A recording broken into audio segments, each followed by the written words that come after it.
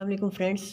आज हम डिस्कस करने वाले हमने लास्ट लेक्चर में देखा था कि हिपैटोबिलिटी सिस्टम में जब पैथोलॉजी होती है तो हम कौन कौन सी इन्वेस्टिगेशंस करा सकते हैं।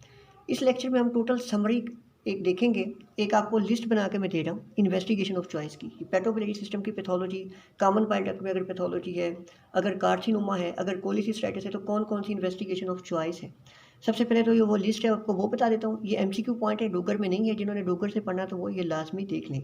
इसके बाद मैं आपको बताता हूँ कि किस तरीके से अगर हिपैटोबिलिटी सिस्टम की एक पैथोलॉजी के साथ एक पेशेंट आ गया है, इनिशियल हमने कौन सी इन्वेस्टिगेशन करानी है और फॉलोअप में कौन कौन सी इन्वेस्टिगेशन करानी है, कैसे कैसे हम फॉलोअप करेंगे। ठीक है, डिपेंडिंग अपॉन द पैथोलॉजी कौन कौन सी इन्वेस्टिगेशन करते हैं वो भी देखते हैं। पहले हाईगेट पॉइंट एमसीक्यू पॉइंट की बात याद रखनी। जब भी आपके पास इस तरह का सिनेरियो आता है, एक पेशेंट है, उसको ना बाइल लीकेज है। बाइल लीकेज के लिए अपनी इन्वेस्टिगेशन ऑफ चॉइस हमेशा ईआरसीपी है। हाँ, अगर बाइल किसी जगह पे इकट्ठा हुआ है और कलेक्शन को देखना है तो एमआरसीपी भी करवा सकते हैं, लेकिन वो सिर्फ कलेक्शन को बताएगा। लेकिन investigation of choice for bile leakage is ERCP, आपने याद रखना। फिर पूछा जा सकता है कौन सी ऐसी हमारे पास जो इन्वेस्टिगेशन है बाइलरी सिस्टम की जिसमें कंट्रास्ट यूज़ नहीं करते, वो एमआरसीपी है। इसके अलावा हाइलर कोलेंजियो कार्सिनोमा की इन्वेस्टिगेशन ऑफ चॉइस अगर पूछी जाए तो वो भी एमआरसीपी है। अच्छा, इसके अलावा अगर हमारे पास क्वेश्चन ये आ जाता है कि फॉर एग्जांपल हमारे पास ना प्रॉक्सिमल बाइल डक्ट के अंदर कोई प्रॉब्लम है, हमने जस्ट देखना चाहते हैं कि प्रॉक्सिमल बाइल डक्ट को देखना चाह रहे हैं, तो इसके लिए इन्वेस्टिगेशन ऑफ चॉइस पीटीसी है, याद रखना है। जबकि गाल ब्लैडर का अगर कैंसर है, ठीक है, इसमें हम ट्रिपल फिजिक्स सीटी स्कैन करवाते हैं। तो ये सारी इन्वेस्टिगेशन जो बताएंगे, इन्वेस्टिगेशन ऑफ चॉइस इंपॉर्टेंट है, इसको आप नोट डाउन कर लें। हाँ, एक और एमसीक्यू इस तरह का आ जाता है कि कौन कौन सी ऐसी इन्वेस्टिगेशन है जो कि थेरेप्यूटिक भी है, डायग्नोस्टिक भी है। एक ईआरसीपी, दूसरी है पीटीसी।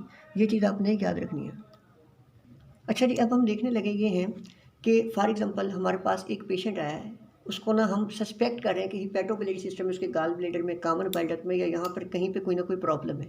अब हम स्टार्ट में कौन सी इन्वेस्टिगेशन करेंगे और आगे से आगे कैसे बढ़ते जाएंगे, कौन कौन सी इन्वेस्टिगेशन कराते जाएंगे, कैसे फॉलोअप करते हैं इसको, कौन कौन सी इन्वेस्टिगेशन कराते हैं, ये वेरी मच इंपॉर्टेंट थिंग है।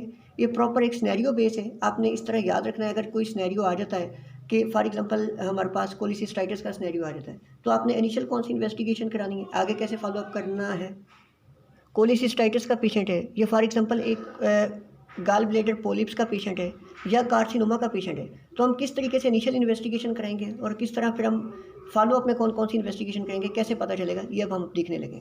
For example a patient came to you with biliary pathology, let's suppose hypochondriac pain है, ठीक है, हाइपोकॉन्ड्रिया में पेन के साथ पेशेंट आ गया, हमें लग रहा है कि गाल ब्लैडर का कोई केस हो सकता है या बिलियरी सिस्टम की कोई पैथोलॉजी हो सकती है। तो अब हमने स्टार्ट में कौन सी इन्वेस्टिगेशन करानी है। First of all, investigation select करते वक्त आपने देखना है investigation should be minimally invasive. बंदे की फिटनेस देखनी है और ये देखना है कि जिस इलाके में बैठे हुए हैं, जिस पेरिफेरी में बैठे हुए हैं फॉर एग्जांपल, वहाँ पे वो इन्वेस्टिगेशन होती भी है कि नहीं। हम फॉर एग्जांपल उसको सीटी स्कैन लिख देते हैं, वहाँ पे सीटी स्कैन होता ही नहीं है, तो वो कहाँ से करवाएगा पेशेंट। तो इसलिए 2 से 3 चीज़ों को आपने लाजमी देख लेना। इन्वेस्टिगेशन सस्ती होनी चाहिए, मिनिमली इन्वेसिव हो और उस इलाके में होती होनी चाहिए। तो सबसे ईजीएस्ट और सस्ती और सबसे मिनिमली इन्वेसिव इन्वेस्टिगेशन है, गोल्ड स्टैंडर्ड है एब्डोमेन की किसी भी पैथोलॉजी के लिए, दैट इज अल्ट्रासोनोग्राफी। तो जब भी पेशेंट आया राइट हाइपोकॉन्ड्रिया में पेन के साथ, हमें लग रहा है सस्पेक्टेड है कि कोई इसको पैथोलॉजी हो सकती है, गाल ब्लैडर में इशू, कॉमन बाइल डक्ट कहीं पे इशू है कोई, तो अब हम क्या करवाएंगे, सबसे पहले अल्ट्रासोनोग्राफी हम करा लेंगे। अल्ट्रासोनोग्राफी पे हमें 2 चीज़ें मिल सकती हैं। फॉर एग्जांपल अल्ट्रासोनोग्राफी कराई, हमें ब्लैडर में पड़ा है, ये फॉर एग्जांपल हमारे पास पड़ा हुआ है ब्लैडर।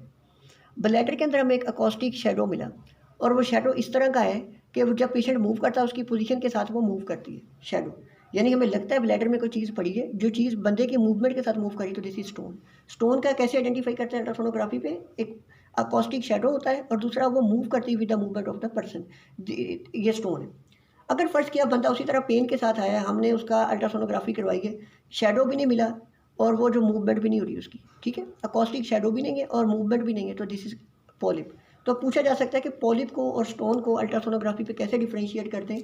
वो ऐसे कि पॉजिटिव अकॉस्टिक शेडो हो और जो मैस पड़ा हो ब्लैडर के अंदर, अगर वो बंदे की मूवमेंट के साथ मूव करे तो वो स्टोन है, अगर नहीं करा तो वो पॉलिप हो सकता है। तो ये हो सकता है। लेकिन हमने आइडेंटिफाई कर लिया, फॉर एग्जांपल एक पेशेंट आया पेन के साथ, हमने देखा पॉजिटिव अकॉस्टिक शेडो भी है, हमने अल्ट्रासोनोग्राफी कराई और आगे जो है हमारे पास वो मोबाइल भी थी with movement of the person, तो हमारे पास ये गाल स्टोन था, हमने आइडेंटिफाई कर लिया और आगे हम इसकी मैनेजमेंट की तरफ चले जाएंगे। अब फ़र्ज़ किया ऐसे नहीं है, फ़र्ज़ किया एक पेशेंट पेन के साथ आया है हाइपोकॉन्ड्रियम में, ठीक है। अब हमने क्या किया, उसका अल्ट्रासोनोग्राफी कराई है। अल्ट्रासोनोग्राफी पे हमें क्या मिला, गाल ब्लैडर की वाल थिक मिली। फ़र्ज़ किया नॉर्मली ये गाल ब्लैडर की वाल होती, तो अब इसमें ये बड़ी थिक हो गई है, ऐसे थिक सी वाल मिल गई है। अब वाल थिक हो सकती है हमारे पास in case of the acute cholecystitis, तो हमें सस्पेक्ट होगा कि इसको कोलिसिस्टाइटिस है। अगर तो हमें वहीं पे कंफर्म हो गया है कि कोलिसिस्टाइटिस है तो ठीक है, अगर कंफर्म नहीं होता, डाउट है, तो फिर हम इसको कंफर्म करेंगे हाइडा स्टेन से, ठीक है। हाइडा इज इन्वेस्टिगेशन ऑफ चॉइस। तो एक्यूट कोलिसिस्टाइटिस को कैसे हम आइडेंटिफाई करते हैं? पेशेंट आएगा, इनिशियली हम अल्ट्रासोनोग्राफी कराएंगे, उस पर ब्लैडर की वाल थिक मिलेगी, आगे कन्फर्मेटरी हम हाइडा करवा के हम देख सकते हैं कि इसको कोलिसिस्टाइटिस है या नहीं है। अब अगली सिनेरियो डिस्कस कर लेते हैं। फर्स्ट की उसी तरह वही पेशेंट था जिसको हाइपोकॉन्ड्रिया में पेन था, हमें सस्पेक्टेड था हेपेटोबिलियरी पैथोलॉजी है, हमने अल्ट्रासोनोग्राफी करवाई, कॉमन बाइल डक्ट में कोई हमें मैस सा नजर आया, हमें लगता है कि ये स्टोन है। अगर तो हम कंफर्म है कि वो स्टोन है तो हम ERCP आगे करवाएंगे, अगर हमें कंफर्म नहीं है, डाउटफुल है, तो हम MRCP करवाएंगे। याद रखना very much important, gold standard investigation for the CVD stone is ERCP। अगर कंफर्म नहीं है, हमें लग रहा है को मैस पड़ा वो स्टोन है कि नहीं है, तो फिर हम MRCP जो है वो करवाएंगे।